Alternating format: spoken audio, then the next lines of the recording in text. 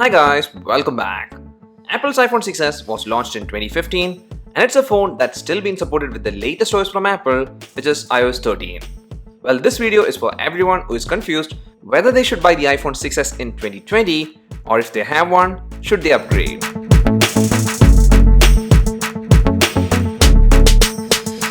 iPhone 6s has Apple's old and classic design where the main body is made of aluminum and it's a unibody design with these weird antenna lines. On the front, the display has thick bezels and you also get a physical home button. Well, when you take a close look at the back and even the side of this review phone, it's a lot messed up because this phone has been used almost for the last 4 years. And considering that time frame, this phone surely has held up pretty well, and I feel based on durability, the back being metal is always a plus point, and because of that, for long-term durability, I would surely pick this guy over the other glassback iPhones and Android phones.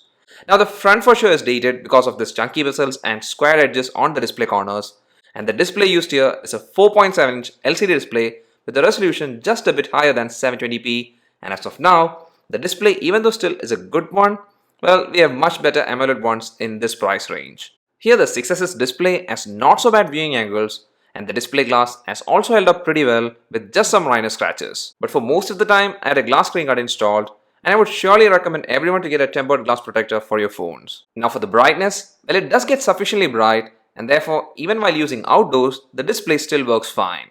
Now the overall price does play a big role for every factor, and here for the base 32 variant of the iPhone 6s, well, it's at the time being in Flipkart is selling for approximately 24,000 Indian rupees, and for that price, well, I would call this display just averagely good at best. The whole experience from the front is very important, and here because of these big bezels, well, it does make the display look a lot dated.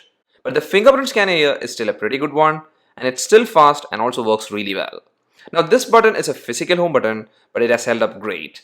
And actually that's the same story with the earpiece, which by the way is not a second speaker. The earpiece for calls do sound really good, and I haven't faced any issues from it. But about the speaker, well, it's a single bottom fairing speaker, and this one is also again for the price just average. The sound based on quality is fine, but based on loudness, it's not that loud. And overall, both the display and this speaker together doesn't make the whole video consumption experience that good. Well, for the audio, you get the classic headphone jack, and that's a great thing. And also one fact is that this and its bigger sibling, the 6s Plus, are the only iPhones that's available right now which has an headphone jack. And also, if in case you're wondering, the lightning port is still functioning great, but for the charger available, it's the 5V 1A charger, which takes more than 2 hours to fully charge the phone from 0% to 100%. It is a drawback not only because of the fact that the time for charging is slow, but mainly because the battery life of the 6s is not that great. It's a 1715 mAh battery, and here since this phone is a 4-year-old one, the total battery capacity available is only 82%, and therefore for me, based on my use, which is a bit on the heavy side, this phone's battery dies at around 3 p.m. Now even when it was a brand new phone, for heavy usage the battery wasn't that good, and during that time also my battery was at 5 to 10% by 7 p.m. and actually Apple knows that, and that's the reason we had this weird looking battery case back then. Now for the buttons in the phone, they're still pretty great and tactile, and actually that's the best part of this phone. Its hardware, even though looking dated, is great and does age pretty well. And also to an extent, the internals has also aged well. The processor used is Apple's A9 64-bit processor, and even now it's working good. Day-to-day tasks are smooth, and actually I didn't notice much hiccups for normal browsing or using a social media app or even while playing casual games.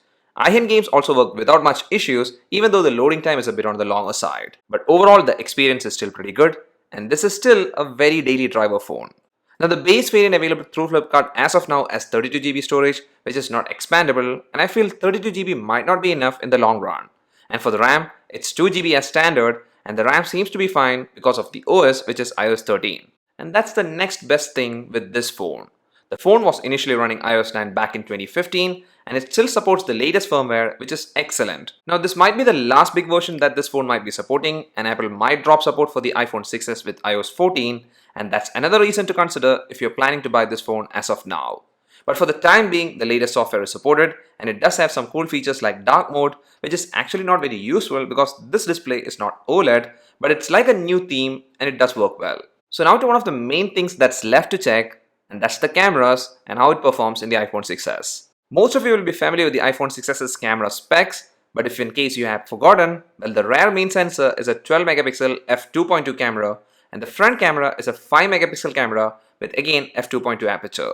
Both the cameras doesn't have optical image stabilization, but one good thing with the rear camera is that it can record 4K video at 30 fps. And the video quality is to an extent good if you have good lighting and also steady hands. And for the pictures it captures, I would say it still captures good shots which are actually better than some of the phones in this price range. Even in good lighting or in bad lighting, I feel for the price, the single rear camera in the 6S is still a good one. Now you don't get a second rear camera, and that's a miss considering most of the phones in this price range nowadays have an ultra wide angle camera. Then for the front camera, the selfies are fine. In good lighting, you can click some not so bad selfies, but under dull lighting conditions, the selfies are soft. Then the frame of capture is also small, and overall I would say the front camera for the price is average. So that's all about the iPhone 6s in 2020. This phone is still a pretty good one in terms of build quality, durability, and the whole user experience. But the phone does show its aging with the display and audio, its battery life, and also to an extent the cameras too. Because like I said before, most of the phones in this price range now have multi-camera setup which adds a lot of flexibility for shooting. Now this phone is still a good one to use, and I love how much handy this phone is even though it's a bit on the slippery side. It's almost a perfect one-handed phone, and I've always been a fan of small phones.